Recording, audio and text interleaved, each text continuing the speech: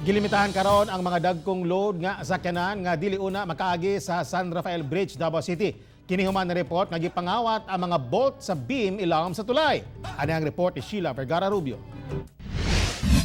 Na-post sa social media ang mga picture nga wala na i-bolt ang mga beam ilawom sa daang tulay sa San Rafael Maan ni Dakbayan sa Davao.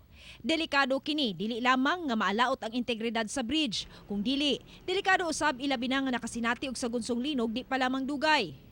Sumala ni Kapitan Tata Liubit nga dili kini ang unang higayon nga nawad-an og bolt ang tulay. Naanag yun ni mga kuandiri nga pagpangawat dati pa way back siguro mga 2 to 3 years gi-report nato na daan sa DPWH. Now karon ingon man sila nga apilo nila og tan-aw during sa bag-o nga tulay nga ilang itukod.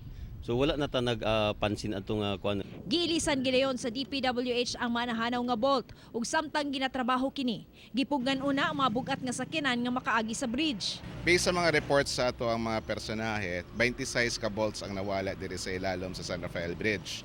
So karon ang ginabuhat nato is gi-replace na nato tong bolts ug temporarily ilimit sa nato ang mga heavy trucks na moagi dire. Sanglit giintrigo na sa DPWH ang maong tulay sa lokal nga kagamhanan. Ang syudad na ug ang duha ka barangay sa Maa ug 9A ang mututok sa pagbantay nga dili na kini makawatan.